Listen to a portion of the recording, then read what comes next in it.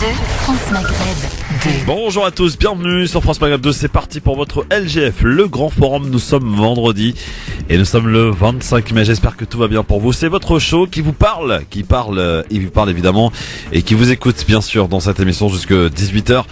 On refait l'actualité, on décortique l'actualité chaque jour avec nos intervenants et aujourd'hui avec Damien Charles. Comment ça va Damien? Oh ho ho. Bienvenue, comment ça va? Ben ça va, alhamdoulilah, et toi? C'est le grand jour pour la lettre à Jean-Luc Mélenchon? Bah ouais, j'appréhende. C'est le grand jour pour la mais... déclaration à Jean-Luc? Exactement. Ouais, enfin une déclaration, on verra. Oui. Nargis, bonjour. Bonjour. Comment ça à va tous. Nargis? Ça va et toi? Tu es rayonnante, y compris pendant le ramadan. Merci. Non, je dis ça parce qu'il y en a qui se transforment le ramadan, ça les réussit pas. Mais toi, oui, visiblement.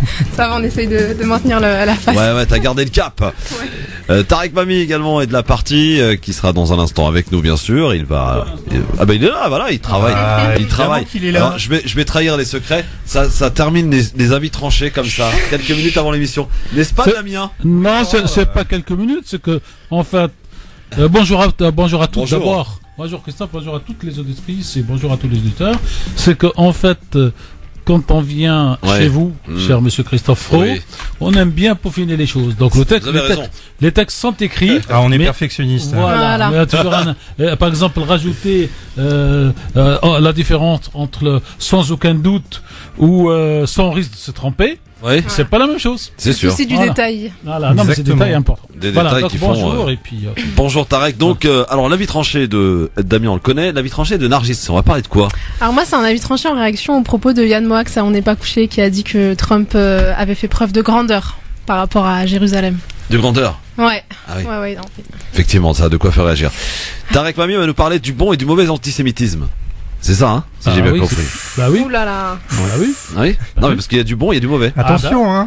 Et Le CSA nous. Non, vous inquiétez pas, parce que je termine pour dire que pour les soutiens d'Israël, l'antisémitisme, c'est comme le cholestérol. Donc il y a le bon Ah. et il y a le mauvais. Excellent.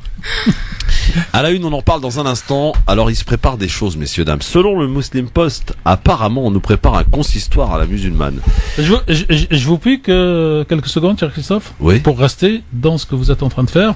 Je tiens à saluer Darges qui nous rejoint et pour Merci. dire que ici, en fait, on travaille pour aujourd'hui et comme disent, comment dire, les sages et non pas les musulmans, les chrétiens, les machins, les hommes qui ont d'expérience, il faut toujours travailler pour le jour où on est et préparer le jour d'après. Et Narges, j'espère qu'elle fera partie de ceux qui prépareront le jour d'après sur France Maghreb 2 et ailleurs d'ailleurs dans la société, parce qu'il faut pouvoir maintenant transmettre les relais de ce que nous savons, parce que nous constatons dans nos différentes émissions qu'il y a une coupure de mémoire entre ce qui a été fait pour l'immigration, donc en gros des indépendances et de l'indépendance de l'Algérie à ce jour, et tous ces jeunes qui sont nés français, contrairement à nous qui sommes venus citoyens étrangers, qui sommes devenus citoyens français, et la transmission n'est pas faite, et les jeunes ont l'impression des fois, à tort, que les vieux, les anciens n'ont rien fait dans toutes ces luttes, et que c'est à eux de prendre le fardeau. Et donc le fait de passer aussi, non pas le fardeau, mais le flambeau pour la suite, me fait plaisir et honneur. C'est une belle Merci beaucoup, déclaration. merci hein. beaucoup. Wow. Franchement, Parole très quelle vite. classe. Ouais. Quelle classe. Bon, on va parler de ce consistoire dans un instant parce que apparemment ça émerge. En tout cas, selon le Muslim Post, selon également quelques informations que l'on a de ci de là, un certain Tariq Obrou pourrait d'ailleurs obtenir le rôle de grand imam de France. Du coup, on en a fait notre question du jour, on vous la pose dans un instant, mais pour l'heure et en musique, comme d'habitude, commencer cette émission du Grand Forum avec celui qui sera de la partie le 20 juin prochain. Oui, il y a l'événement, ça s'appelle la spéciale du Grand Forum, c'est au Cabaret Sauvage pour y venir rencontrer l'ensemble de l'équipe de France Maghreb 2, ainsi faire connaissance avec ceux qui font donc France Maghreb 2 le 20 juin, 20h30. Pour réserver vos places, www.cabaretsauvage, il s'appelle Dendana. France Maghreb 2 vous souhaite un bon ramadan.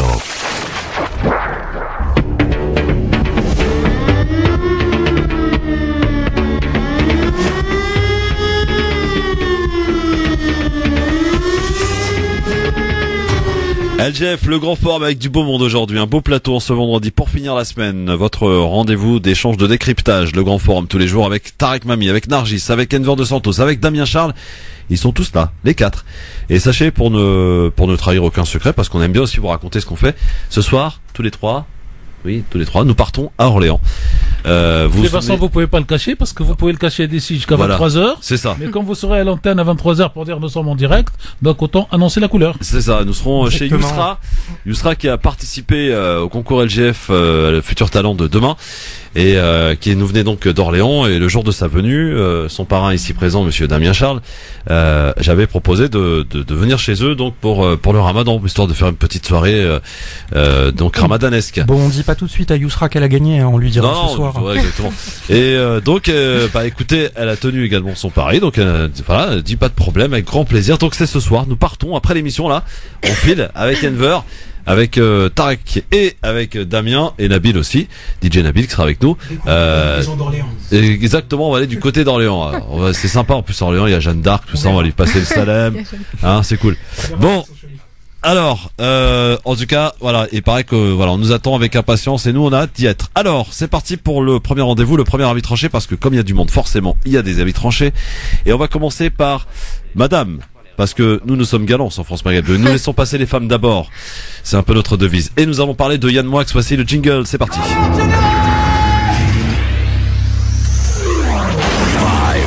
4, 3, 2, 1, 0. Si je fais quoi que ce soit, c'est la mise à pied. Alors piétinez-moi, allez-y. Alors Nargis, donc ton avis tranché au sujet de Yann Moix, et d'une déclaration sur Jérusalem. Exactement. Trump et l'ouverture de l'ambassade américaine, c'était la semaine dernière. Yann Moix n'a pas pu s'empêcher de partager sa joie. Comment ? Eh bien, en déclarant en toute tranquillité sur le plateau dont n'est pas couché que Trump avait fait preuve, accrochez-vous, de grandeur. Grandeur. Alors, comment vous dire que j'aurais préféré ne même pas en entendre parler ? Mais voilà, j'en ai entendu parler et je suis obligée de réagir. Je n'ai tellement pas compris cette association Trump-grandeur qu'en humble citoyenne, je suis allée chercher la définition de grandeur, et voilà ce que j'ai pu trouver. Élévation morale, intellectuelle, pause. Si on coupait juste là la définition, il n'y aurait déjà aucun rapport avec le comportement d'un individu dont les médecins et psychologues, entre autres, qualifient le comportement d'antisocial, agressif et sadique. Mais je poursuis quand même la définition. Qualité exceptionnelle qui suscite le respect et l'admiration. Encore une fois, rien à voir avec Trump, qui a besoin d'un pense-bête pour se rappeler de faire preuve de compassion, parce que quand il ne l'a pas, il tweet sans pression un grand jour pour Israël, au moment où Israël organise le massacre des Gazaouis. Pire encore, Yann, tu nous dis que Trump a entériné quelque chose d'évident. S'il vous plaît, la définition d'évident, qui est d'une certitude absolue et s'impose à l'esprit. Si c'était évident, on n'aurait pas fait de Jérusalem el-Quds une ville au statut international. Alors Yann Moix, toi qui nous fatigues quand on te fait l'honneur d'écouter tes inepties à toujours reprendre les gens sur les mots, tu viens de te rendre coupable d'un acte de terrorisme lexical, oui, c'est terrifiant de t'entendre parler de grandeur à propos d'un homme qui, par sa bêtise et son orgueil démesuré, et ses nombreux soutiens d'ailleurs, menace plus que jamais la politique mondiale et toute tentative de paix. Je pensais que le respect avait disparu, mais apparemment c'est pire que ça, on est carrément en train de le faire changer de camp. Voilà. Merci Nargis. Bah écoutez, je pense que voilà, il l'aura entendu en tout cas. Damien, Super. tu partages l'avis de Nargis là, tu la trouves pas un peu dure avec Yann Moix Bah, on doit rappeler quand même que, alors je ne sais plus qui exactement, mais il y a une partie de la famille de Yann Moix qui est proche de l'extrême droite, notamment d'Alain Soral. Et donc je pense qu'il y a un petit complexe de Yann Moix vis-à-vis de ça et qui se sent obligé vis-à-vis des positions antisémites et antisionistes. Je fais bien la différence entre les deux. De la part de la bande à Soral, je sens chez lui le besoin de se laver de tout soupçon vis-à-vis de son héritage familial et donc d'en faire toujours un peu plus pour Israël. D'en faire trop là en l'occurrence. Oui. Oui, alors, je sais que Tarek, vous n'êtes pas adepte de cette émission, on n'est pas couché. C'est pas votre grande émission préférée? Ouais, ça doit être il y a un siècle que j'ai pas vu cette émission. J'allais dire d'abord, je me rends compte de plus en plus que je reste 3 semaines, un mois et demi sans regarder la télé. Et après, je reçois des coups de téléphone de personnes intéressantes. Et là, je vais sur le replay et je regarde ce qui a été diffusé. Sans vantarder, je regarde beaucoup Arte. Parce qu'il y a des belles choses sur Arte et sur les autres télés de temps en temps sur M6 ou sur le fameux Ça fait has-been Tarek Mami de regarder Arte quand même. Ah bah ça fait oui, très bien. Alors je m'inscris au numéro 1 des has-been. Parce que si non mais moi aussi dans ce cas-là. Voilà, si le français moyen pouvait se taper une fois par semaine une spéciale Arte, je ne suis pas sûr qu'il voterait comme il vote aujourd'hui, et je ne suis pas sûr qu'il soit bouffé par la télévision ou les télévisions d'information continue, parce qu'il dit il y a ça aussi, je me mets à réfléchir. C'est vrai. Non mais de toute façon vous avez raison, parce que en plus vous savez que Arte m'a surpris par exemple par quelques soirées où ils ont fait des très beaux scores d'audience. Ils sont même arrivés numéro 1 à plusieurs reprises. Il y a encore pas si longtemps, numéro 1 des chaînes de la TNT, Arte, voilà. Oui, non, donc les gens quand même s'intéressent un peu à la culture. Ils ont une coproduction documentaire qui est de très haut niveau, bon, qui est pas du niveau de la BBC, mais qui parfois rivalise, et ils ont été en capacité de faire des documentaires. Moi, ce qui me passionne surtout, c'est les documentaires liés aux questions théologiques. Peut-être que Monsieur Mamie a dû voir les mêmes que moi. Ils ont fait des volets, des sagas de réflexion théologique, d'un niveau, c'était un grand plaisir d'avoir autant de spécialistes et surtout une si belle production avec des tournages à l'étranger, etc. Et puis après, je ne parle pas de tous les travaux qu'ils ont fait en termes de sociologie. On va faire un peu de pub pour Arte, mais Arte a là un double, bien qu'elle soit présidente dans son conseil d'administration par Monsieur Bernard-Henri Lévy, faut aussi le savoir. Tout de suite, excusez-moi, ça mérite au moins ça, quoi. D'accord. Un bon mais buzz, hein. Ça veut dire que un président d'une télévision comme celle-là, franco-allemande, ne peut pas imposer son point de vue aux rédactions. Et ça, c'est quelque chose d'extraordinaire. Ça veut dire que la liberté, quand on y travaille, elle y est. Et elle a deux avantages, donc, pour moi. Le premier, c'est qu'elle est assez bonne, réactive à l'actualité. Et la deuxième, elle travaille sur le long terme. Et donc, quand vous voyez, vous, un reportage aujourd'hui, il a un an et demi de travail antérieur. Donc, il est à froid, il n'y a pas la passion, il n'y a pas l'émotion, il y a l'écriture, il y a la raison. Et donc, pour ça, Arte, c'est quelque chose d'extraordinaire. J'ai vu dernièrement, et on arrête là, un super reportage de 2 heures sur la Méditerranée, dont le titre, c'est La Méditerranée sera-t-elle la mer morte prochaine, un truc comme ça, que je conseille à tout le monde de voir. Et moi, que je suis d'origine tunisienne ou que je suis tunisien, j'ai découvert sur Gabès les conséquences de l'usine chimique. Alors, j'ai des bribes de phrases, mais un reportage qu'on n'a jamais vu nulle part ailleurs, tant et si bien que la société civile tunisienne, aujourd'hui, est en train d'obliger l'État tunisien, ce que personne ne sait, à démanteler cette usine. Et donc, vous trouvez ça sur Arte, bien sûr, pas sur BFM, pas sur TF1, pas sur LCI, je les cite tous pour qu'on me dise pas, j'attaque l'une ou l'autre, toutes, peut-être sur France Info, mais 30 secondes. Enver, Yann Moix. Je suis un peu comme Monsieur Mamie. Moi, je ne suis pas fan de On n'est pas couché. J'arrive même plus à me souvenir du titre. Oui, c'est ça, c'est On n'est pas couché, oui. Pour moi, l'émission a perdu en qualité au fil des ans. Je ne connais pas l'homme, Yann Moix, mais je ne suis pas fan de l'œuvre, déjà. Et la personnalité, en tout cas, quand je le vois à la télé, pour moi, il vaut très peu de choses. Il vaut très peu de choses intellectuellement. Après, c'est mon avis à moi, mon humble avis. Ouais, je trouve que la pire, c'est quand même l'autre, là, Christine Angot. Hein. Les deux se valent, et ils se complètent. Tu vois, il n'y a pas de fumée sans feu. On fait voilà. Et mais donc à un moment donné, écrivains surtout. Donc après, moi, je dirais n'importe qui peut écrire, quoi. Voilà. C'est vraiment de ce point de vue-là. Nous-mêmes, on écrit très large. Exactement. Alors, on va voir ce qu'en pensent nos auditeurs. Mohamed qui a écouté Nargis et qui souhaite réagir par rapport à la vie tranchée. Bonsoir Mohamed, salam alaikum. Bonjour, salam alaikum tout le monde. Bonsoir Mohamed, vous nous appelez d'où? Je vous appelle de Lyon. De Lyon, très bien.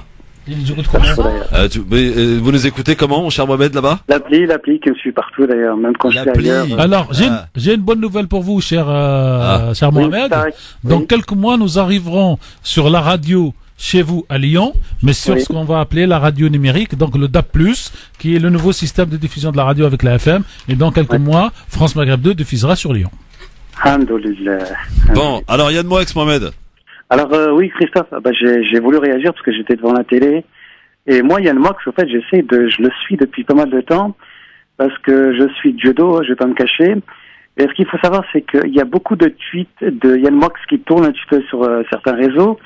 Il était, comme disait Damien, il a très bien résumé, Yann Moix, il fait rien d'autre que de la lèche.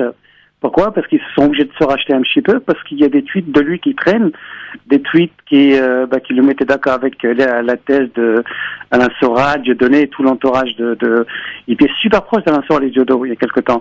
Donc, je sais pas si vous avez vu la vidéo, durant le dîner du CRIF, il disait que partout dans toutes les écoles françaises, ils pouvaient pas enseigner la Shoah, parce que les petits maghrébins de France obligeait pratiquement tout le système scolaire de traiter ce sujet-là.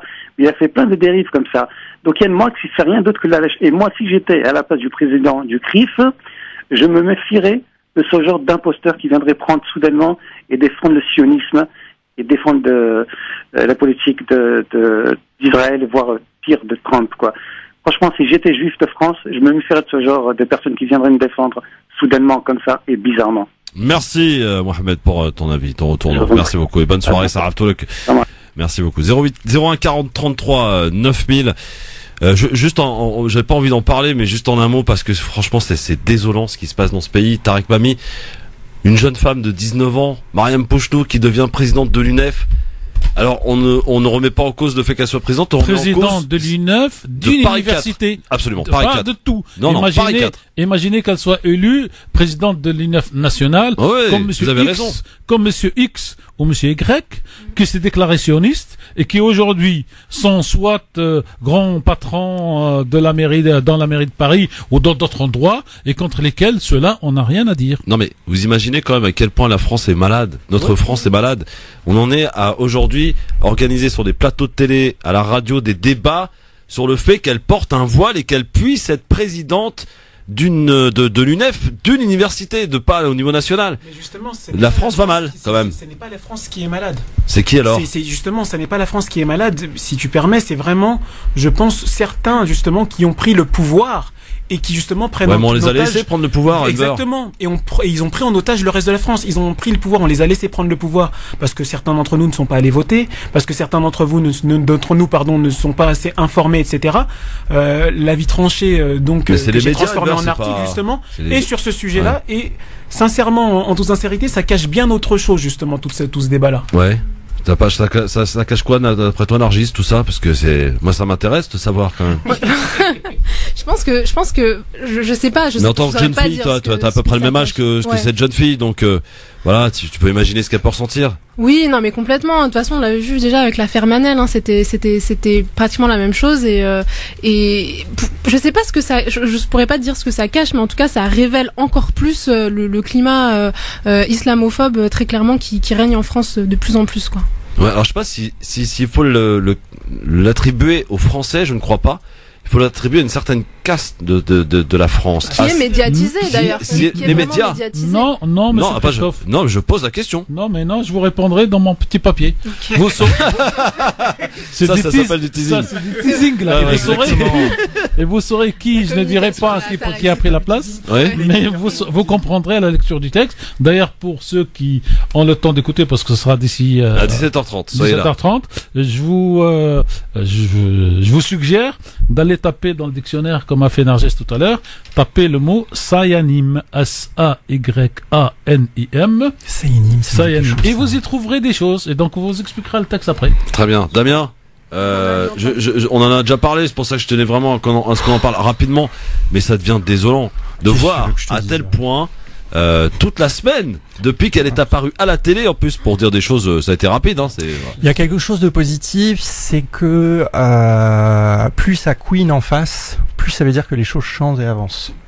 Exactement. Et ça, tu le vois exactement historiquement pour ceux qui ont étudié la période de la ségrégation dans les années 60. Quand Martin Luther King a débarqué sur un micro et qu'on l'a vu parler avec une langue châtiée et engager des termes, des concepts sociologiques, en face, les gens, ils ont paniqué. Les bœufs, les texans, les rednecks ou les mangeurs de pierre, ils ont paniqué. Ils se sont dit, mais c'est quoi ces mecs? Ils ont fait des études. Et on est en train d'assister à quelque chose de similaire, c'est-à-dire que une nouvelle génération est en train de prendre le pas intellectuellement sur le débat public, n'a pas peur de s'engager sur le plan visuel parce qu'elle se sent chez elle. Et donc finalement, quand ça queen en face, c'est très fatigant, mais c'est positif. Bon, alors dans ce cas, Christophe, ça rappelle ma fameuse phrase. En fait, nous sommes aujourd'hui rentrés dans une nouvelle bataille d'idées, et vous savez que les idées ont une vue beaucoup plus longue que les guerres, parce que vous pouvez gagner la guerre en 3 mois, en 6 mois, en 1 an, en 4 ans, et ça s'arrête là. C'est avec ses effets positifs et négatifs. Par contre, l'idée, elle continue son petit chemin, et à terme, ce sont toujours les idées qui gagnent les guerres. La question du jour, on vous la pose tout de suite. Elle est très intéressante cette question. Je suis sûr qu'elle va susciter débat. Donc peut-être qu'on y reviendra évidemment dans cette émission. D'après un article du Muslim Post, Tariq Oubrou serait pressenti pour devenir grand imam de France, selon une grande organisation, le plan d'organisation voulu par Emmanuel Macron. L'imam de Bordeaux peut-il devenir l'autorité légitime des Français musulmans? C'est la question que l'on vous pose évidemment, en n'oubliant pas de vous expliquer que l'idée étant de créer un espèce de consistoire musulman. Et Tariq Oubrou donc serait, j'allais dire, celui qui serait l'homme fort, celui par qui tout passerait finalement pour négocier avec lui. Quand on a un truc à négocier avec les musulmans, on passerait donc par Tariq Oubrou. C'est une idée d'ailleurs qui avait été proposée, qui est pas nouvelle, par l'Institut Montaigne lors de la campagne présidentielle à Emmanuel Macron. Et apparemment, c'est une info qui serait pas désintéressée côté de l'Élysée. Est-ce véritablement une bonne nouvelle? Faut-il s'en réjouir, Tarek Mami? Je vais laisser Damien le premier. Damien, alors, est-ce qu'il faut s'en réjouir sur cette idée nouvelle quelque part, Donc, encore testé. Je pense qu'ils doivent être fatigués à l'Élysée et un peu flemmards. Donc, ils ont pris la synthèse du Grand Consistoire de France, avec du Grand Consistoire israélite de France. Ils ont fait CTRL-C, ils ont ouvert un nouveau fichier, ils ont fait CTRL-V, ils ont mis imam. Voilà. Pas mal. Non mais bon, sinon, sur le papier ça donne ou pas?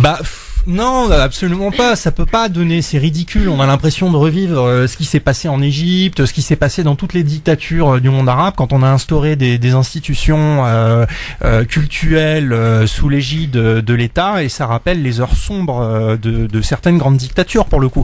Donc le signal est très mauvais vis-à-vis des générations qui ont connu ces heures sombres.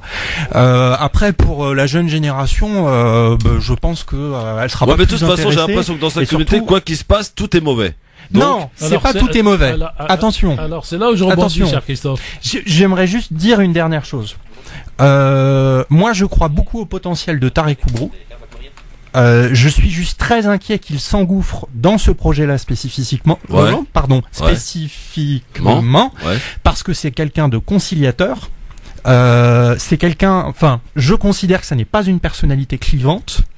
Et que donc il pourra faire passer certaines choses, mais de là à gagner en légitimité, alors qu'on n'est toujours pas sorti de cet islam consulaire et que la guerre entre donc les différents pays du Maghreb n'est pas prête de s'arrêter, je vois pas comment le pauvre Tariq Oubrou va pouvoir faire l'arbitrage au milieu de tout ça. Tarek, alors Mami, c'est une très bonne chose. Non pas dans le concept, la conception, la réalisation ou les conséquences, mais dans le fait de bousculer les idées. Parce que nous avons une communauté, où il faut le dire clairement, d'ailleurs je pense que nous organiserons avant la fin du mois une soirée ramadanesque, et j'ai envie de vous proposer comme titre d'ores et déjà à quoi sert le CFCM. Et c'était prémonitoire avant même qu'il y ait ça. Aujourd'hui... L'émission sera finie au bout de 5 minutes. Non mais oui, de toute façon. Si vous avez aujourd'hui 2500 mosquées, vous enlevez, je sais pas, 200, 250 qui sont fédérés sous la grande mosquée de Paris, vous enlevez 250 ou même 500 qui sont fédérés d'une manière ou d'une autre avec le UF, et il resterait en gros 1500. Vous avez 1500 propriétaires de mosquées qui, au lieu d'ouvrir une épicerie, une boucherie halal, ils ont ouvert une mosquée. Et ces gens-là, ils sont incontrôlables, ils sont toujours contre tout, ils ne veulent rien.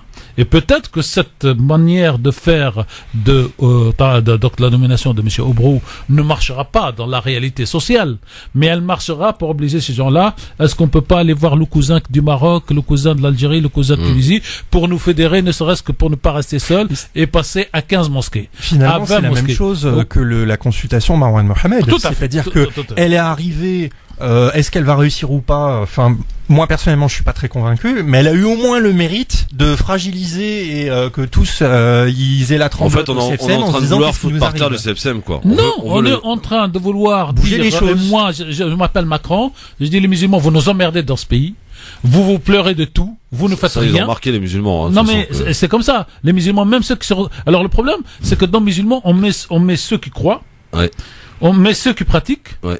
On met ceux qui ne croient pas, on met ceux qui ne pratiquent pas, et on met ceux qui disent qu'on n'a rien à voir avec. On met tout simplement ceux qui ont une ils sont nés couleur sous de le nom, peau, une connotation, ils sont nés dans une famille où il y a un Mohamed c'est à la tête. Pub. Oui, voilà. Pub. Dans un instant, on en reparle et on va prendre connaissance justement des sondages pour voir un petit peu ce que ça donne sur les réseaux sociaux, Facebook, Twitter, LGF officiel pour voter sur Twitter, Facebook, France Maghreb 2. À suivre. La lettre ouverte à Jean-Luc Mélenchon, parce que Jean-Luc il commence à agacer. Et il commence à agacer Damien Charles. À tout de suite. LGF, le grand forum sur France Maghreb 2 avec Nargis, Tarek Mami, Damien Charles, Enver de Santos aujourd'hui. Alors Damien, un rapide coup d'œil concernant la question du jour à propos du fait sur Tarek Obrou. Donc il pourrait devenir, selon des informations et en l'occurrence du Muslim Post, devenir le grand imam de France. Alors qu'en pensent nos auditeurs, oui, sur les réseaux sociaux Facebook et Twitter? Alors sur Facebook, 30% pensent que oui, effectivement, il pourrait devenir l'autorité légitime, un peu moins sur Twitter. Je suis surpris, 30%, c'est beaucoup. C'est très intéressant. Vous savez comment j'appelle ça, cher Christophe? Non, Tarek? C'est l'univers de l'unicité de Dieu. C'est-à-dire que dans la communauté musulmane, on est structuré pour l'unicité de Dieu en termes de religion, et on veut transposer cette unicité à partout. Le président, le dictateur, le chef, le père, et on n'arrive pas encore à se mouler dans l'idée que d'un côté il y a l'unicité de Dieu, en laquelle nous croyons tous, et dans tout le reste, il faut qu'il y ait de la diversité. Et donc passer de l'unicité mentale à la diversité mentale, il y a du chemin. C'est pour ça que 30% pensent un seul chef des musulmans serait une bonne chose. En tout cas, vous continuez de voter sur Facebook France Maghreb 2, ainsi que sur Twitter. Alors Twitter, c'est beaucoup plus, c'est 17% seulement de oui. Vous continuez en tout cas de voter. LGF officiel France Maghreb 2, bien sûr. Merci d'être avec nous. Vous êtes avec nous sur votre radio France Maghreb 2. Avec l'heure de retrouver, non pas la lettre de Jean-Luc Mélenchon, on fait attendre encore un petit peu, mais l'antisémitisme, le bon et le mauvais. Jingle, c'est parti. 5, 4,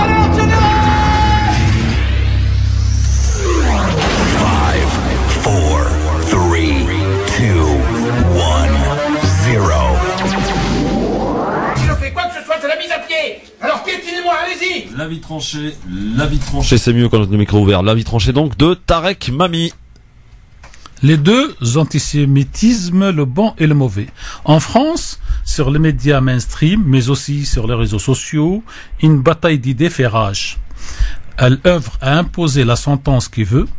D'une part, la France serait malade de l'antisionisme, donc de l'antisémitisme, ou l'inverse, comme dirait M. Valls, principalement du fait de musulmans en France, et d'autre part, le déni de l'existence de toute islamophobie ambiante, voire la négation pure et simple de la notion d'islamophobie.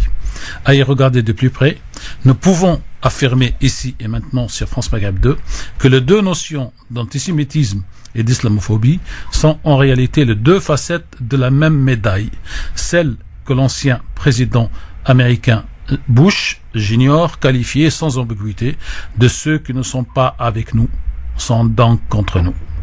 À France Maghreb 2, nous préférons plutôt la sentence de Nelson Mandela, qui lui proclame « Ceux qui travaillent pour nous, sans nous, travaillent contre nous ». Nous avons connu, depuis la campagne électorale de Nicolas Sarkozy en 2007, une ascension fulgureuse de l'idée que tout en France serait la faute des musulmans, et surtout de l'islam. Depuis, cette idée va glisser. D'abord pour suggérer et ensuite pour affirmer sans vergogne que la France connaît de l'antisémitisme, un nouveau antisémitisme en rupture de celui qui règne historique et en permanence en France depuis l'affaire Dreyfus.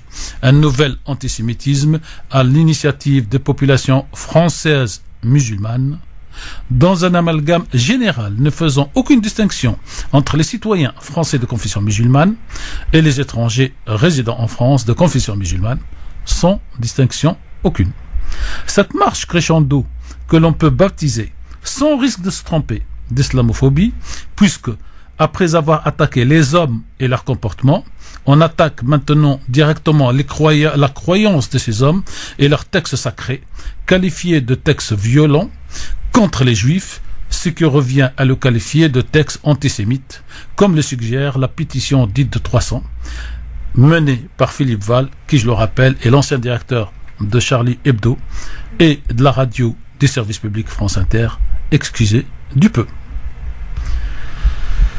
Cette pétition a même amené la signature d'anciens premiers ministres de droite, Raffarin, et de gauche, Valls et Cazeneuve. Quand on quitte la France et que l'on se penche sur le côté des États-Unis et d'Israël, on découvre que le phénomène est beaucoup plus complexe. Il a plusieurs facettes.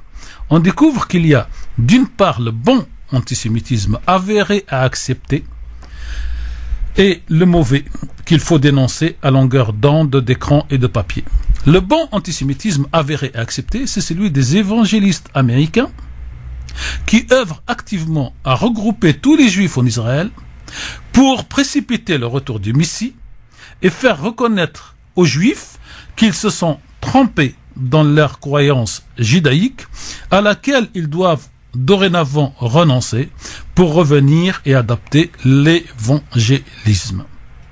Cette action de ces évangélistes américains est une action active permanente. Elle a d'ores et déjà abouti à la reconnaissance de Al-Quds Jérusalem comme capitale d'Israël et au transfert de l'ambassade américaine de Tel Aviv à Al-Quds. Les évangélistes américains sont eux-mêmes de notoriété publique antisémite. Mais les Israéliens s'en foutent du moment que ces évangélistes les aident à conquérir la totalité des territoires palestiniens et à dire du mal de l'islam, c'est-à-dire en définitive des Palestiniens. Le mauvais antisémitisme est supposé être celui des musulmans en France et dans le monde, parce que tout simplement les supporters de la propagande israélienne dite Asbara et les Sayanim, et je vous demande d'aller chercher la définition de ce terme superbe, est hérité par le fait que certains des Arabes et des musulmans, et pas tous, osent encore parler de la question palestinienne et contestent le sort qu'il a fait par l'armée israélienne. Et pour citer le dernier des massacres, pour reprendre l'expression de M. de Villepin, le 14 mai, jour de la Nakba palestinienne, qui a fait 62 morts palestiniens. Cette double lecture de l'antisémitisme, le bon et le mauvais, est clairement illustrée par la déclaration de Bernard Lewis, le spécialiste américain de l'islam, qui a le plus poussé à l'islamophobie, qui écrit, juste avant de mourir, « La vieille garde antisémite américaine est devenue l'ardente avocate d'Israël parce qu'elle est plus les Arabes et les musulmans que les Juifs. » Ainsi, pour Israël et ses supporters, il y a deux antisémitismes. C'est comme le cholestérol. Il y a le bon, il y a le mauvais.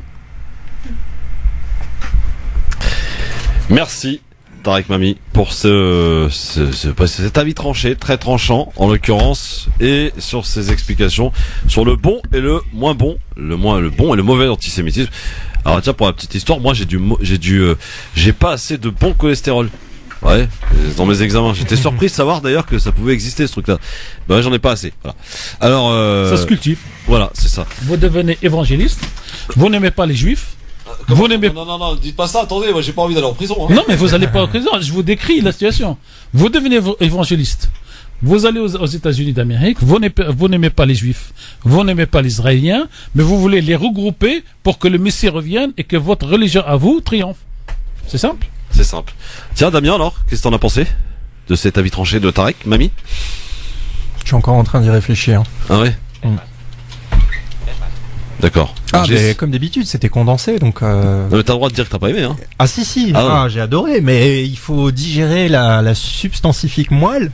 Et ouais. C'était très riche en plus, donc. Ça valait une intervention en colloque. Alors, qu'est-ce que ça veut dire, Sayanim? Ce sont les agents dormants d'Israël. Ouais. Et du Mossad. D'accord, c'est bien ça, Tarek? Wikipédia. Oui, c'est bien ça. Et c'est pas moi qui le dis, c'est un grand auteur français, juif de confession, antisémite de profession politique, j'allais dire, qui explique qu'en fait, il y a des gens qui spontanément, ou parce qu'ils sont contactés, sont dans les rouages de l'État, et à un certain moment, il suffit qu'ils disent non. Et vous avez par exemple plein d'associations dites islamiques ou musulmanes pro-palestiniennes qui tout d'un coup reçoivent une lettre de leur banquier pour fermer le compte. Vous ne remonterez jamais à qui a proposé ou donné l'ordre. Mais on vous expliquera que dans le règlement du fonctionnement, la banque est effectivement peut fermer n'importe quel compte, c'est qu'il y a droit. Non, mais vous allez donc quand vous poussez le bouchon, c'est-à-dire c'est des gens qui sont haut placés dans la société française, qui connaissent très bien les lois et qui agissent dans le strict cadre de la loi. Ils ne violent pas la loi. On ne viole pas la loi, c'est ça qui est important. Et donc, à partir du moment où on ne viole pas la loi, on ne peut rien vous reprocher, ni moralement, ni éthiquement. On applique la loi. Et donc, voilà ce que c'est que le CN. Et vous avez un très beau texte d'ailleurs. L'écrivain, c'est Cohen, et il est donc franco-marocain. Vous tapez Cohen, franco-marocain, Sayanim, et vous allez avoir l'explication de ce que c'est. Et donc, c'est pas un musulman, c'est pas un arabe qui sort ces termes. C'est quelqu'un, comme on dit en langue arabe, j'aime pas l'expression en français, mais c'est comme ça, c'est quelqu'un qui est issu de cette culture qu'il dénonce. Bon, alors Damien, t'as réussi à réfléchir maintenant, ça y est? Oui, bah visiblement, ça a creusé. Ouais, ça a beaucoup creusé, là. Ouais. Donc, 01 40 33 9000, en tout cas, si vous avez une réaction, je crois qu'il y en a une par ici. Bonsoir, qui est là? Allô, bonsoir. Allô? Bon, apparemment très surpris, ou peut-être encore plus inspiré que moi. Voilà. 01 40 33 9000, bien entendu, pour cet avis tranché.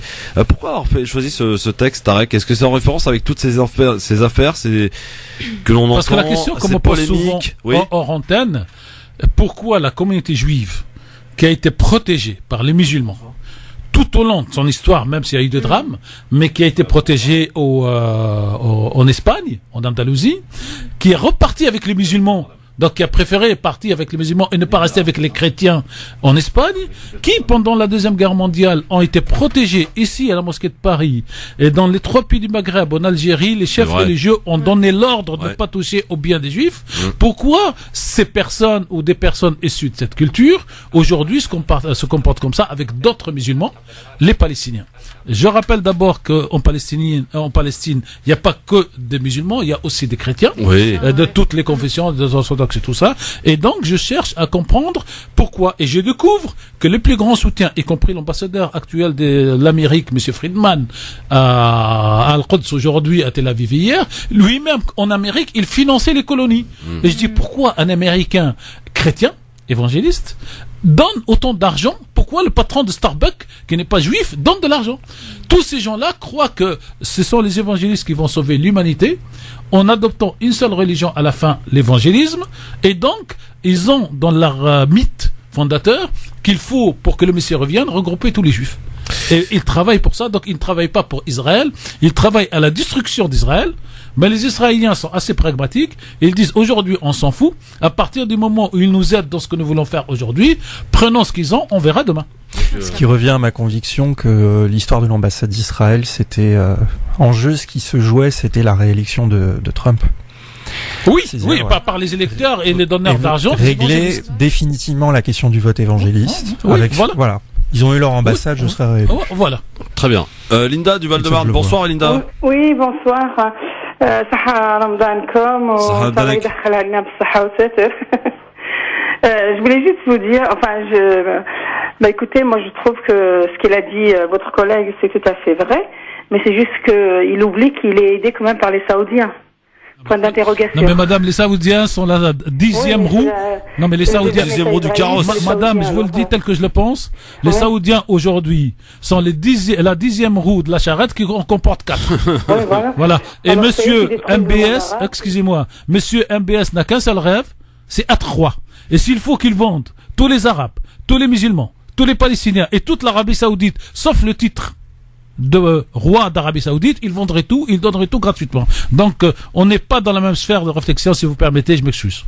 Oui, d'accord, je suis désolée. Enfin, moi, j'ai appelé juste pour féliciter Inch'Allah, je sais pas si féliciter, madame, c'est parce que c'est très compliqué, et MBS n'amène pas quelque chose, ni pour les Saoudiens, ni pour les Arabes, ni pour les musulmans. Moi, je vous ai dit ce que je pensais, c'est tout. Donc, je vous remercie. Je veux dire, ce qu'ils font les Saoudiens pour détruire l'Iran, pour détruire le Yémen et tout ça, c'est ni Israël, ni les États-Unis. Les États-Unis, ils sont poussés par Monsieur Trump, il est poussé par le roi de l'Arabie Saoudite, pointe à la ligne. Je vais peut-être oser une comparaison, chère madame. Oui. Est-ce qu'on peut dire que Monsieur MBS, aujourd'hui, est un Sayanim d'Israël? Oui. On peut le dire, oui. Voilà. Oui. Ouais, on peut le dire presque. Donc c'est un agent qui sert d'autres intérêts que les siens. Exact. Ouais. Merci Linda, merci pour votre appel en tout cas au 01 40 33 9000. Et d'ailleurs on a plus de nouvelles. Cauchemar à cause de vous. On a plus de nouvelles de MPS là, il est où? Et il a été blessé, c'est confirmé. Ah oui, dans le palais. Et la bataille, c'est que personne ne peut dire pour le moment quel est le degré de la blessure, mais il a été blessé. Il a été blessé. Ça c'est une information que vous confirmez. Bah, je vous confirme. Oui. Et comment vous expliquez que ça ne se retrouve pas dans aucun média? Parce que les médias qui devraient la publier le protègent chez l'Arami, et donc tant qu'il y a un espoir pour qu'il sorte de nouveau, d'ailleurs on ne le voit plus ni à la télé ni nulle part. Il y a juste notre ami Sofiane avec lequel j'ai dialogué, Sofiane Lakhdari, oui, qu'on salue d'ailleurs. Oui, qui a trouvé lui. Il faut que tu rencontres Nergis. Il a trouvé lui une dépêche dans laquelle on dit, mais sans image, que le premier ministre d'Éthiopie s'est rendu en Arabie Saoudite et a rencontré, mais il n'y a pas d'image, ni vidéo, ni photo. Oui, mais vous savez comment ça se passe, même en Algérie, on connaît les images, on sait faire des images là, montage il y a aussi. des images, M. Bouteflika est vivant en longue vie à lui. Voilà. On aime ou qu'on n'aime pas, il est vivant, on le voit. Oui. Mais l'autre, même si les images ont été reprises depuis quelques années, mais voilà. Mohamed, bonsoir, il est sur la 6. Bonsoir Mohamed. Mohamed? Bon, bah, il était sur la 6, en tout cas, il a dû s'arrêter ou se faire arrêter. Alors, on ne sait pas. 01 40 33 9000. Voilà. Alors, merci, monsieur Itache, parce qu'on a des auditeurs intervenant à la radio, mais qui sont toujours vigilants. Alors, il dit, pour ceux qui veulent lire le texte, c'est un texte de monsieur Jacob Cohen, qui s'appelle Le printemps de Sayanim. Monsieur Itache. Non, monsieur Itache qui intervient à la radio, dans l'émission de monsieur, de Fauzi le soir. Et donc le texte, ça s'appelle Le printemps de Sayanim. Merci Abdesalam Itache de nous tenir au courant. Salut notre ami Itache. Karim, salut Karim. Comment tu vas mon ami Christophe? Bah, il va aussi bien que toi Karim. Ah bah c'est que tu vas bien alors. Oui, absolument. On t'écoute Karim. Non mais moi je voudrais rebondir sur ce qu'a dit Tarak. Moi je voudrais juste prendre 3 minutes pour vous raconter une petite anecdote. Il est mort je vous parle d'un monsieur qui est mort en 1994 et qui est né en 1812. C'était un juif algérien qui vivait donc à El Oued en Algérie. C'est une ville frontalière avec la Tunisie, pas loin de Nafta et de Tozeur. Oui. Et moi je savais pas qu'il était juif, mais bon, un jour j'étais à la boulangerie comme ça et on parlait d'Israël et tout ça. Puis tout à coup il s'est levé et il m'a dit mais pourquoi les musulmans ils combattent pas Israël? Je lui ai dit parce qu'ils en ont pas. Enfin bref, je sais pas comment on en est arrivé. Puis il m'a dit qu'il était juif. Il s'appelait Monsieur Esrir. Alors je résume, c'est le petit. Et il m'a raconté, il m'a dit nous quand j'étais petit avec mon père dans les années 25-30, il me l'a dit, quand on allait à la synagogue, on finissait toujours nos prières de la manière suivante: nous remercions Dieu d'être né dans un pays musulman et d'y vivre en paix. Je lui dis, mais pourquoi vous récitiez ça? Parce qu'il m'a dit, dans les années 30, mon père, il avait un espèce de, dans le temps, ils avaient des postes son père était instituteur, un poste, des vieux postes avec à Ampoule, là, ou je sais pas quoi. Et il m'a dit, on entendait les massacres en Europe, on entendait parler des pogroms, etc. Et on se disait, ici, au moins, on est tranquille, il n'y a pas de pogrom. Personne ne vient frapper à notre porte pour nous massacrer, pour nous dire que nous sommes des sales juifs. Et voilà comment ils finissaient leur prière dans les années 30, 40, en Algérie, dans les synagogues. Ils remerciaient Dieu d'être né dans un pays musulman et d'y vivre en sécurité et en paix.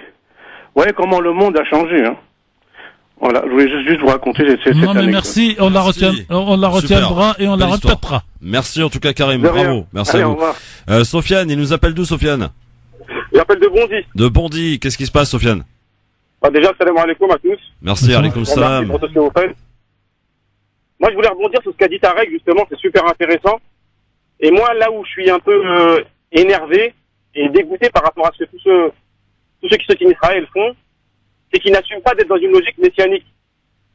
C'est-à-dire qu'aujourd'hui, par exemple, qui n'assume pas cette confession juive qui vont s'installer en Israël, alors c'est leur droit, il n'y a pas de souci, mais ils n'assument pas le fait d'être dans une logique messianique. Mais qui pas si c'est l'Israël. Eux, ils sont pas dans la logique messianique. La logique messianique est aujourd'hui détenue par les évangélistes américains. Absolument. Eux, ils sont ils sont dans une logique territoriale selon la Torah, d'être propriétaires à eux exclusivement une terre qui va donc de deux eaux bleues, à savoir l'Euphrate et le Nil. Et tout ce territoire dans la mythologie israélienne, je dirais plus sioniste que juive, ça c'est le territoire des enfants d'Israël. Mais Tarek, par exemple, il y a des Français de confession juive. Oui. Alors, ils l'assument pas comme ça au grand jour, mais ils le disent, hein. Tu peux des fois voir sur des forums, sur Internet ou autre. Oui. Ils te disent qu'ils partent pour accueillir le Machia. Oui. Ils le disent clairement. Tiens, c'est pas le Messie. Bah, c'est qui alors? C'est qui le Machia? Le Machia, c'est le Messie des Juifs. D'accord. Et pour les évangélistes, le Messie, c'est leur Messie à eux. D'accord. Et pour les, par exemple, pour aller plus loin, pour les chiites, c'est le Mahdi al-Muntadhar. Donc chacun attend quelqu'un. Oui, moi j'attends l'heure de manger par exemple. Sacré blasphématoire. Kafir. Merci, salam alaikum. Merci beaucoup. Non mais franchement, amis auditeurs, je vous demande juste de vous ressaisir. Franchement, vous en connaissez une radio vous qui parle de ce sujet avec une telle profondeur, une telle clarté? Il n'y en a pas. Et un tel humour. Même Arte n'y arrive pas. Non, mais et voilà, humour et des contractions. Oui, exactement. C'est-à-dire que ce n'est pas de l'antique. C'est très plaisant. C'est juste il y a des idées, c'est pour ça que j'appelle ça les batailles des idées. Les idées doivent propager, voyager, devenir la propriété de chaque personne. D'où mon travail, cher Christophe, tu le sais, sur ceux qui sont dans le aql et ceux qui sont dans le naql. Le naql étant la répétition stupide de ce que quelqu'un a dit. Et le aql, c'est celui qui a une idée comme celle-là et qui la propage à sa manière avec ses mots. Et en tout cas, pour que ça perdure, il nous faut bien un peu de pub, donc forcément de l'argent. Et dans un instant, lettre. Et quelques fréquences en plus. Et la lettre de Damien Charles à Jean-Luc Mélenchon. Damien qui va nous faire une annonce d'ailleurs. Restez avec nous. Ouais.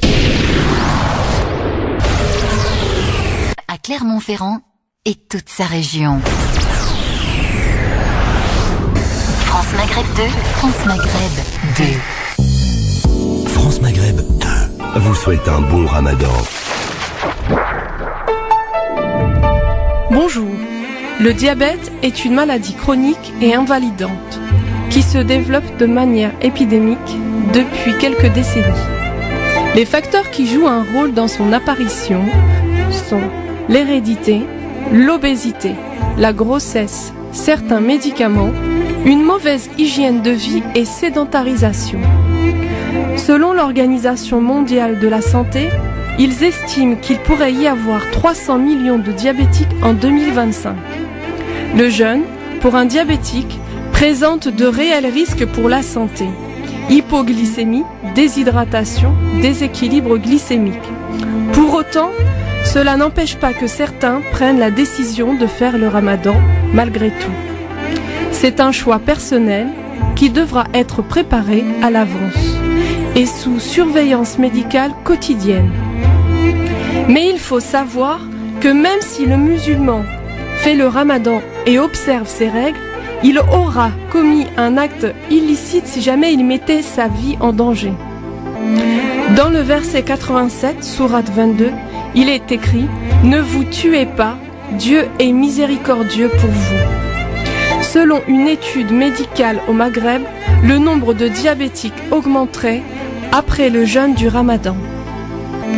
Et oui, beaucoup de jeûneurs ne respectent pas les principes fondamentaux du jeûne, qui sont, avant tout, de ne pas s'empiffrer lors du repas du soir, de ne pas manger trop gras, trop sucré, de faire une activité sportive douce, comme la marche, les prières, s'abstenir de fumer et de boire de l'alcool.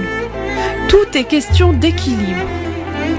Le jeûne du ramadan peut être bénéfique chez le pratiquant diabétique autorisé, ayant une bonne hygiène de vie. On sait que le diabète affecte l'état psychologique et émotionnel des personnes malades qui ont constamment un sentiment de peur des hypoglycémies.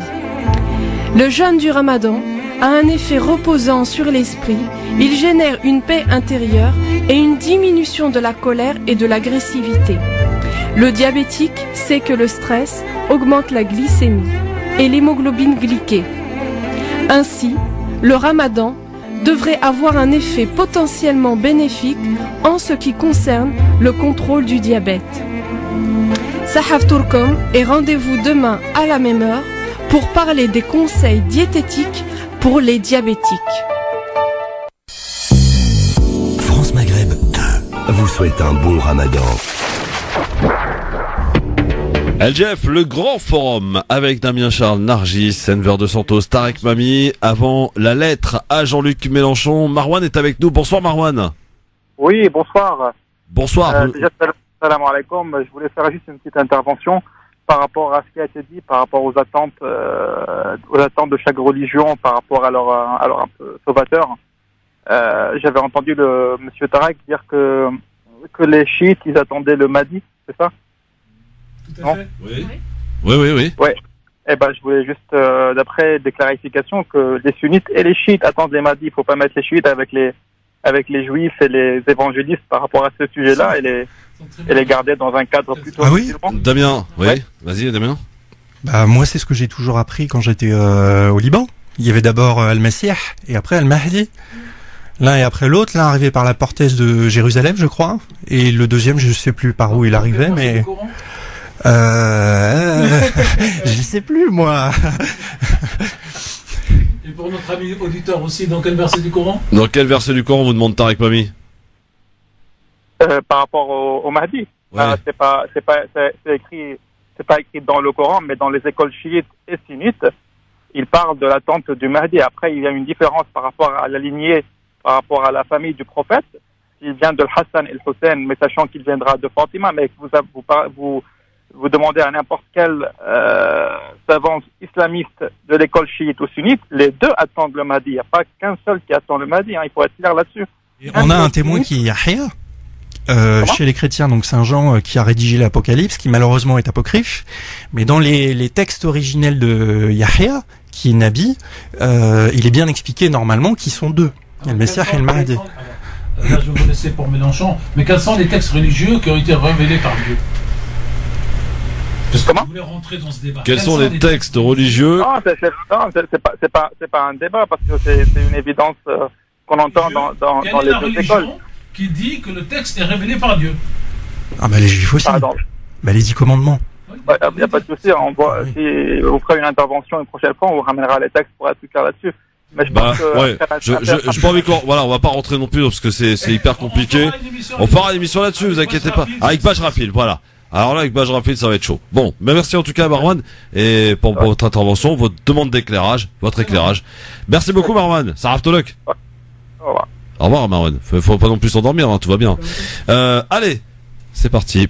Le moment attendu. Oui, je sais que il nous écoute, hein, Jean-Luc Mélenchon.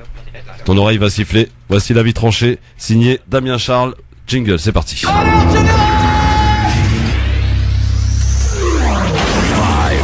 3, 2, 1, 0. Si je fais quoi que ce soit, c'est la mise à pied. Alors piétinez-moi, allez-y. À l'image de quelques militants de la France insoumise, visiblement, eh bien, Jean-Luc Mélenchon commence à, je vais dire pas agacer, mais en tout cas interpeller. C'est parti.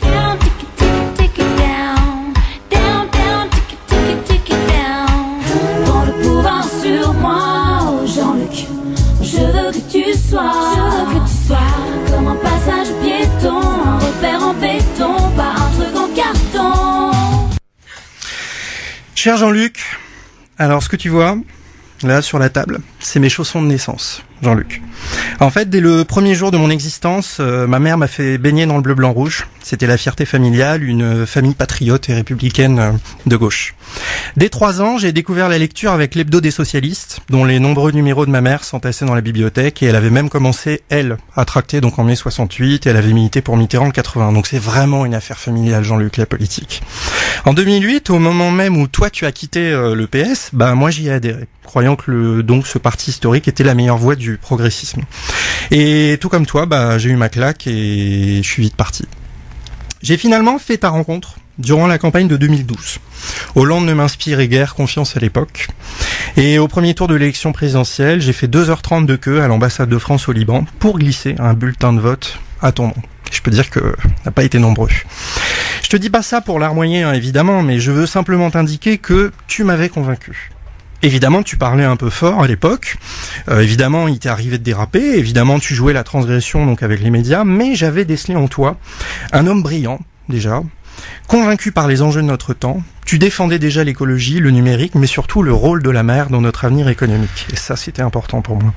Mais j'ai jamais voulu m'engager au parti de gauche parce que j'étais pas prêt pour une nouvelle aventure politique. Et puis, j'étais écœuré comme beaucoup de gens par Flamby et ses allers-retours en moto.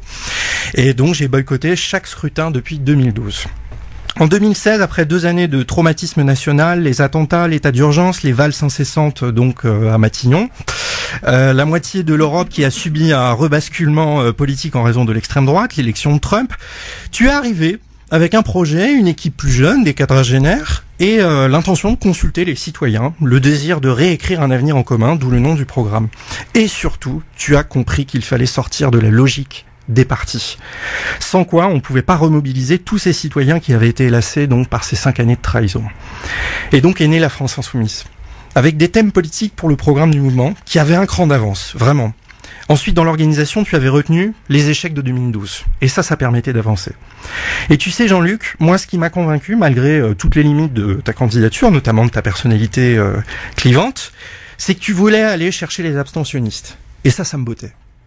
Donc je suis parti. J'ai pris le train en marche. Attention, pas de jeu de mots. Hein. J'ai pris le train en marche en octobre.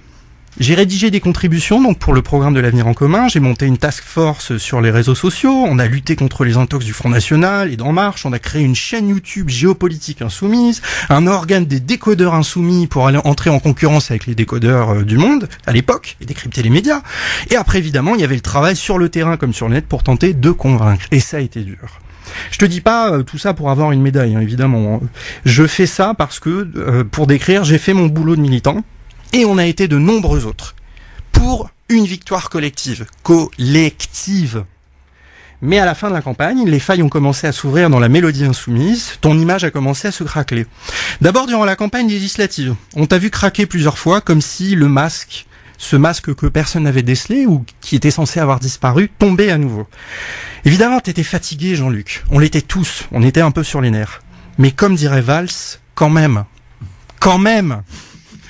Lors de la convention des législatives, tu as publiquement pété les plombs sur l'équipe technique. J'étais là. Il y avait l'histoire avec le drone, t'as pété un plomb, t'as jeté des trucs violemment et t'as insulté le gars. J'étais là, Jean-Luc. Donc tu pourras pas dire « Ah non, il fait de la diffamation ».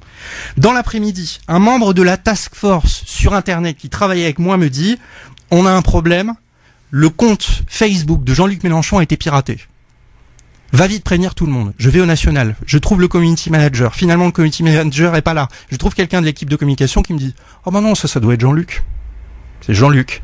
Bah oui, il y a le meeting juste après, il est un peu nerveux, faut qu'il fasse ses nerfs. Je fais « Mais vous êtes fous, quoi. On est en pleine campagne législative. Sérieusement, voilà. Voilà ce que tu as été, Jean-Luc, à ce moment-là. Quelqu'un qui a eu besoin de passer ses nerfs et dégommer des gens sur Facebook avant de faire ton dernier meeting de campagne. Ça a même pas été une déception en fait pour moi, parce que je savais au final que tu avais tes fragilités comme tous. Mais je me suis dit quand même, quand t'es à la tête d'un mouvement de 500 000 personnes, est-ce que tu peux prendre le risque de telles instabilités ou te dire à un moment donné, je suis fatigué, je passe la main. J'ai mis de côté toutes les fausses notes qui ont suivi les 3 mois suivants, de toi comme les autres, porte-parole. J'ai pris sur moi quand tu as dit des inepties telles que le voile c'est la soumission de la femme, ou que tu bottes en touche sur les tragédies des jeunes victimes de violences policières, ou encore quand Alexis Corbière a dit qu'il pouvait assister à des réunions non mixtes une fois qu'il serait bronzé. LOL. C'est qui les mecs qui vous préparent sérieusement pour aller sur les plateaux ? Ça, vraiment, je me suis posé la question, parce que on a des militants brillants, docteurs en sociologie, qui sont sur le terrain, et vous n'avez pas été foutus de les trouver pour leur demander de faire des fiches sur, par exemple, ce qu'on appelle le néoracisme social, par exemple, ou les mouvements d'empowerment féminin qu'il y a dans le monde musulman. Après une si belle campagne, j'ai joué le pragmatisme. Car notre travail, pendant 1 an, a tous dépassé largement ces dérapages qui se multipliaient et nous rappelaient finalement un peu l'idéologie poussiéreuse et je dirais même crayonneuse, parce qu'elle est blanche, du Parti communiste. Mais bon, pragmatisme, c'est le mouvement qui compte. Je sais que tu étais fatigué après ces campagnes. Tu as 66 ans, Jean-Luc. C'est le même âge que ma mère. Donc je te connais mieux que tu l'imagines, j'ai la même à la maison. Mais non, dans la vraie vie, pas un leader comme ça ne peut vriller, comme tu l'as fait avec ton compte Facebook. Je dis bien on, Jean-Luc. On, nous, parce que juste après ton élection à Marseille, tu semblais avoir oublié qui t'avait porté au score de 19,6% au présidentiel. Alors comme ça, tu cartonnes dans les quartiers populaires. Vous raflez même des circonscriptions en Seine-Saint-Denis. Bravo, camarades. C'est bien. Mais quelle suite dans ces quartiers populaires? En fait, rien du tout. Rien du tout, c'est l'indigence. En m'installant là récemment en Seine-Saint-Denis, je découvre des groupes de militants courageux mais démunis, en petit nombre. Pas d'aide juridique, pas d'aide pour trouver des locaux, des sommes minuscules. Alors un truc très très drôle quand même, je sais pas si t'es au courant Jean-Luc, mais je vais te le dire. Il y a un budget de 30 € pour chaque groupe pour acheter des tracts au national. Et une fois que ce budget de 30 € est dépassé, les militants doivent acheter les tracts, qu'après bénévolement ils doivent aller couler. Eh ben les militants, j'ai envie de dire Jean-Luc, c'est énorme. Surtout que dans le même temps on reçoit des mails nous disant il faut faire des dons, il faut faire des dons, on a besoin pour la France insoumise. Et qui paye l'essence des voitures dans tout ça? Quand on fait le collage, personne. Ça vaut le coup de faire la chasse aux patrons voyous publiquement et dans le même temps utiliser les militants comme des poulets. Ah pardon, j'ai dit une bêtise. C'est vrai que certains militants s'en sortent bien. On les trouve partout d'ailleurs sur le territoire français et ces petits-enfants chéris sont un peu plus choyés par le national. Ils sont encartés au parti de gauche. Ton parti, mon cher Jean-Luc, depuis cet été, ils ont obtenu un local par-ci, un budget par-là, si. Je peux te donner des noms si tu veux, mais tu les connais aussi, donc ça sert à rien. Disons-le bien aujourd'hui, Jean-Luc, vous avez fait fort. En 2 conventions, le parti de gauche a fait une OPA, en douceur, mais un coup d'État au final sur la France insoumise, en termes administratifs et surtout d'organisation politique. Dans la pseudo-assemblée représentative qui a été donc désignée, 40% des postes ont été réservés à des membres du parti de gauche. Sérieusement ? Prends-moi pour un poney, Jean-Luc. Le national n'a jamais envisagé un mouvement hétérarchique, c'est-à-dire horizontal. Tout ce que vous avez voulu, c'était un mouvement hiérarchique. La dernière chose qui me fait arriver là devant ce micro, Jean-Luc, c'est l'affaire Mariam. Là, c'est plus possible.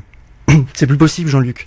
T'as un électorat, et par électoraliste, tu te dis, ceux qui votent Printemps républicain, on va les perdre. Donc du coup, faut que je me tienne un peu à distance. Faut que je mette un petit coup de pression de temps en temps sur les questions religieuses. Ou surtout, je me tais quand il y a l'affaire des Chibani.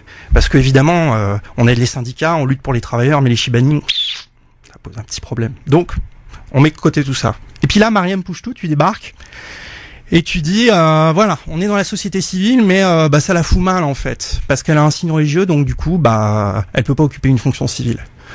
Mais donc du coup, ça veut dire quoi ça, Jean-Luc? Ça veut dire qu'une avocate qui a une fonction civile, si elle porte un foulard, elle peut pas exercer non plus. On va jusqu'où là? C'est quoi ton truc?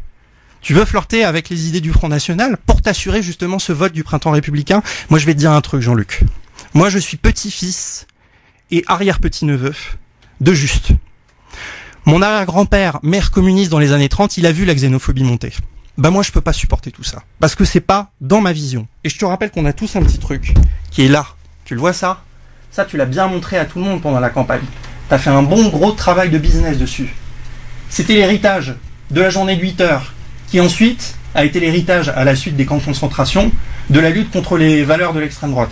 Mais moi, j'ai plus envie de le porter. Voilà. Donc déjà ça, je vais l'enlever. Voilà. Donc ça, c'est fait. Bon, je garde mes petits chaussons. Je reste patriote, Jean-Luc, quand même. Et puis ça, je vais l'enlever aussi. Voilà. J'en ai marre. Donc, Jean-Luc, je quitte la France insoumise. J'ai distribué mes derniers tracts ce matin sur le marché à Drancy. Et ça a été dur de quitter mon petit groupe, mes amis militants.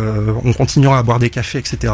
Mais tu sais, eux aussi, ils en ont leur claque. Et on va tous finir par te lâcher et tu vas te retrouver tout seul. Et c'est dommage parce que t'étais à 2 doigts d'entrer dans l'histoire avec ce que t'avais réussi à faire en 2017. Et là, tu vas te prendre la claque, tu vas te prendre la porte au nez. Et c'est malheureux. Et j'en profite pour te dire une dernière chose, c'est que t'as été tellement bon avec tout ce que vous avez fait au national depuis 1 an, j'arrête la politique. Je retourne dans la société civile et on se retrouvera, mais cette fois-ci, on sera l'un en face de l'autre. À bientôt, Jean-Luc. Voilà pour cette lettre de Damien Charles. Waouh. Là, pour le coup, une lettre très construite. Alors, il y a beaucoup de choses intéressantes dans ce que t'as dit, mon cher ami Damien. Notamment, moi, t'as quand même oublié un élément essentiel dans ta lettre. Chose qui avait été remarquée et sur lesquelles d'ailleurs Tarek Mami avait appuyé. C'était le soir du premier tour de l'élection présidentielle où Jean-Luc Mélenchon donc est éliminé, ne se retrouve pas au second tour, et qui, au lieu de dire évitons le vote Marine Le Pen, n'a fait aucune intention de vote et a préféré dire je vais consulter mes adhérents, je vais consulter le membre de la France Insoumise. Et ça, chez certains, y compris d'ailleurs membres de la France Insoumise, c'est mal passé. Lui ne voulait pas qu'on appelle à voter Macron, évidemment. Je pense qu'il n'a pas voté Macron dans l'urne. Parce qu'il n'avait pas digéré le fait d'avoir appelé à voter Hollande en 2012. Ça lui était resté en travers de la gorge, et surtout, on se faisait un plaisir de lui répéter à chaque fois qu'on le pouvait. En disant oui, mais de toute façon, vous êtes soumis au système et vous mettrez à genoux de celui qui sera au second tour pour battre le Front National. Et ça, c'était plus digérable pour lui. Et la stratégie qu'ils ont envisagée a été bonne finalement. Moi, je me suis posé par contre une vraie question sur le résultat de la consultation qui a été faite. Je l'ai trouvé beaucoup trop bien proportionné. Et quand c'est flou, c'est qu'il y a un loup. Ouais. Bon. Tarek, qu'est-ce que vous avez pensé de cette lettre de Damien Charles, donc on l'a bien compris, qui était militant, membre de la France Insoumise, qui décide donc de quitter ce mouvement parce qu'il en a marre et parce qu'il se sent plus en accord avec les idées proposées, propagées par le grand chef, le loup, Jean-Luc Mélenchon? Alors peut-être deux éléments. La première, c'est que je connaissais pas la trajectoire de Damien, donc je l'ai découvert. Et la deuxième et la plus importante pour moi, c'est l'émotion que Damien a mis dans la lecture, qui montre quand un militant est déçu, il ne sait plus quoi faire. Damien a la chance ou la sagesse ou le pragmatisme de dire je quitte. D'autres font contrairement à l'inverse, quittent ce mouvement pour aller à l'extrême droite de l'autre côté, parce qu'ils pensent qu'ils ont été trahis. Et comme il y a quelques quand même idées qui se ressemblent entre même s'il l'admet pas, entre M. Mélenchon et Mme Le Pen, sur soi-disant le patriotisme, le nationalisme, tout ça, beaucoup iraient de l'autre côté et ils diront comme moi j'ai fait il y a une quinzaine d'années quand j'ai changé de lecture, j'étais à Libé pendant des années, et un jour j'ouvre Libé sur la question palestinienne, je dis merde, je lis quel journal? Ça c'est une position de gauche. Et j'ai décidé dès le lendemain d'acheter le Figaro avec cette expression où moi je ne serai pas dessus quand je trouverai des choses dedans, parce que je sais que c'est un journal qui se prétend pas être de gauche. Et donc je ressens ce mouvement dans la lettre de Damien, et je vous fais mon pari que d'une manière ou d'une autre, Jean-Luc Mélenchon la recevra, la lira ou l'écoutera, aura deux sentiments, et là je me fais prophète. Le sentiment extérieur, il va être hautain, qu'il soit seul ou qu'il soit accompagné, et la lettre et le sentiment intérieur qui va le bousculer et qui va dire je n'ai plus les 30 ans, parce que les gens de 30 ans aujourd'hui me bousculent, j'ai effectivement 66 ans, et peut-être et sûrement que j'ai raté plusieurs étapes. Et la même à la maison. Ouais. Il y a quelque chose de très important, c'est que à chaque fois qu'un mouvement de colère a pris part dans un espace de la société civile actuellement, que ce soit dans les corps de métier, etc., enfin cette colère-là, elle va se traduire samedi. Oui, demain. Bah oui, même les policiers vont manifester. Enfin, on est dans une coagulation, comme on dit, des luttes qui est assez inédite. On se retrouve à ce qui s'est passé en 95. Et Jean-Luc Mélenchon passe son temps à dire à chaque fois, ça va mal finir. Ça va mal finir. Et il oublie de dire que ça va le finir pour lui. Exactement. Et j'ai toujours voulu rester très pragmatique. Il faut rester pragmatique quand on fait de la politique, parce que si on y va juste avec les idéaux, on va se casser la figure. Mais là, c'est surtout le dégoût de voir l'entreprise qui a été organisée d'OPA sur des militants et des sympathisants qui sont justement venus par espoir, ont cru à l'alternative en se disant voilà, c'est ça notre alternative, c'est là qu'on va reconstruire quelque chose, et qui aujourd'hui sont à l'abandon total. Et ce que j'ai voulu dire dans ma lettre, c'est un condensé de tout ce que j'ai entendu depuis un an. Nargis, ce que tu pensais de cette lettre, est-ce que tu en partages quelques lignes? Je sais pas d'ailleurs si tu es très France Insoumise ou pas. Honnêtement, ouais, voilà ce que j'allais dire. Je suis pas trop particulièrement engagée en politique. J'ai pas de, comment dire, c'est pas que j'ai pas d'idée, hein, c'est juste que je me sens pas du tout représentée, et Mélenchon m'a beaucoup déçue. C'était un des seuls pour lesquels j'étais prête à voter, et c'est vrai que moi c'est vraiment son rapport aux musulmans et à l'islam qui m'avait particulièrement déçue. Et sinon pour la lettre, Voilà, c'était fort. Et en tout cas, je salue le discours de Damien aujourd'hui. Enver, Jean-Luc, ça. Bah écoute, je ne suis pas dans le jeunisme, mais ce que je pourrais dire de connaissance, c'est que Monsieur Mélenchon est quelqu'un qui aime le pouvoir. Ah ça oui. Il a toujours aimé le pouvoir, et à un moment donné, beaucoup l'ont quitté en 2008, quand le monsieur a décidé justement de continuer et d'être justement le leader, alors qu'il aurait très bien pu transmettre le flambeau déjà en 2008.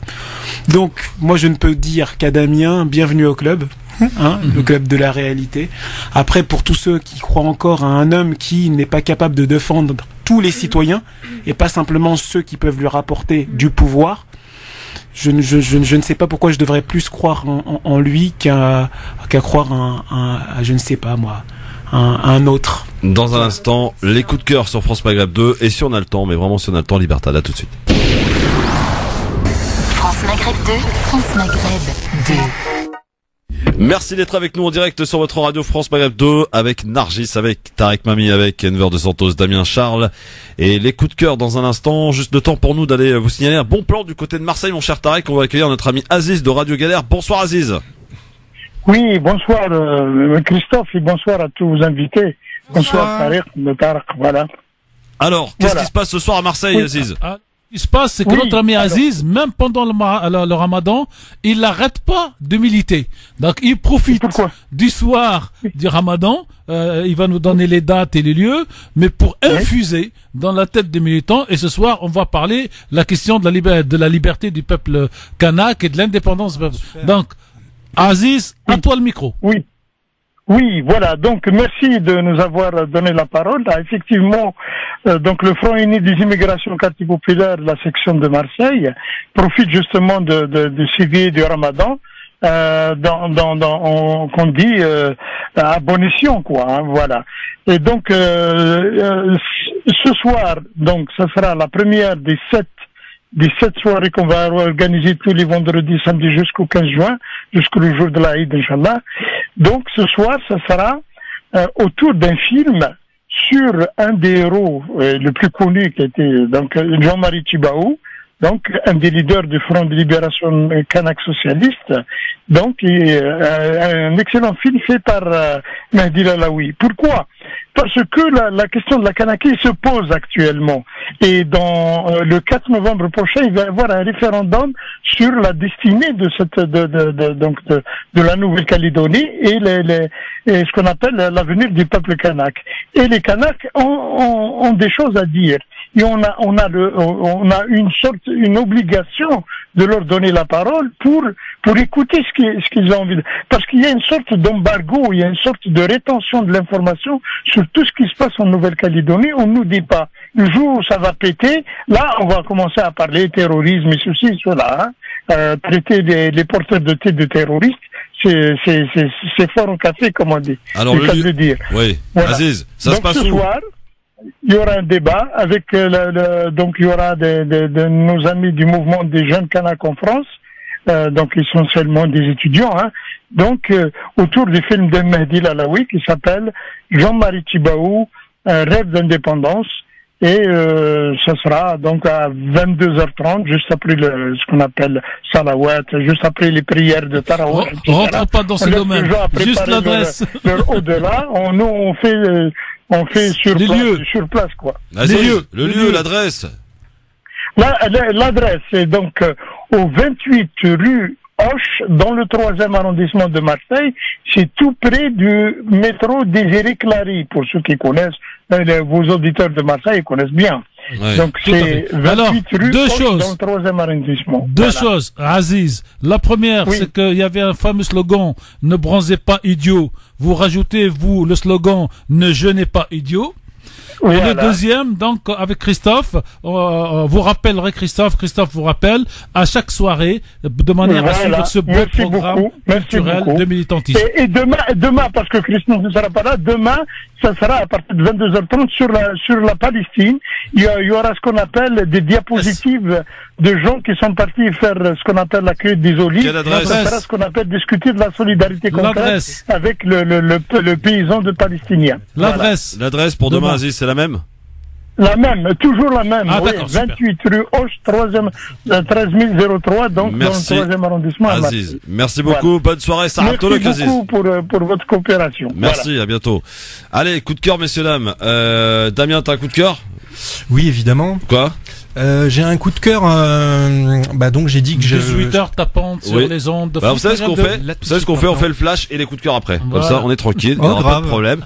Et puis après, on joue évidemment pour vous offrir une corbeille de fruits offerte par fruitselect.com. Une question qui fait mal à la tête, donc qui est produite évidemment par notre ami Medjed. Donc forcément, elle fait mal à la tête. À tout de suite. Ne bougez pas. Restez avec nous sur France Maghreb 2. Il est 18h tapante. Bien sûr, l'heure du rappel de l'actualité de ce vendredi soir. C'est avec Marine Garel pour le flash de 18h. Bonsoir Marine. Bonsoir à tous. Édouard Philippe s'est exprimé devant la presse après sa réunion avec les syndicats de la SNCF. Il a tenté de parvenir à une sortie de crise, nouvelle négociation sur la réforme de la SNCF. Le Premier ministre Édouard Philippe a confirmé que l'État reprendrait 35 milliards d'euros de la dette de la SNCF. La reprise par l'État de la dette de la SNCF est au cœur des revendications des syndicats. À elle seule, la dette de SNCF Réseau s'élève à 47 milliards d'euros. La grève de son côté se poursuit car aucun responsable des principaux syndicats n'est satisfait. 18 personnes jugées aujourd'hui en comparution immédiate à Paris. C'est la suite des incidents en marge de la manifestation des fonctionnaires mardi dernier. Au total, 128 personnes avaient été interpellées ce jour-là. 2 arrestations rocambolesques en plein Paris ce matin. 2 éboueurs ont été arrêtés après avoir dérobé un camion poubelle dans le 18e arrondissement de Paris. Armes au poing, les policiers les ont interceptés avenue de l'Opéra. Les 2 hommes voulaient déverser des déchets devant le siège du parti d'Emmanuel Macron, La République en marche. À New York, Harvey Weinstein de retour à la une de l'actualité. Le producteur de cinéma s'est livré à la justice 7 mois après les premières accusations de harcèlement et agression sexuelle. Lui par qui est arrivé le mouvement Balance ton porc. Il a été officiellement inculpé d'un viol et d'une agression sexuelle. Harvey Weinstein va être libéré contre une caution d'1 million de dollars et devra porter un bracelet électronique le temps de la procédure judiciaire. Le producteur n'aura pas le droit de quitter les États de New York et du Connecticut. Son avocat précise que Harvey Weinstein va plaider non coupable. En tout, le producteur de 66 ans est accusé par 70 femmes. L'Union européenne durcit sa réglementation sur la protection des données personnelles. Les autorités veulent protéger les internautes. Et puis météo et l'Eure-et-Loire, l'Orne et la Seine-Maritime sont placés en vigilance orange aux orages. France Maghreb 2, service, info, musique, divertissement. France Maghreb 2. France Maghreb.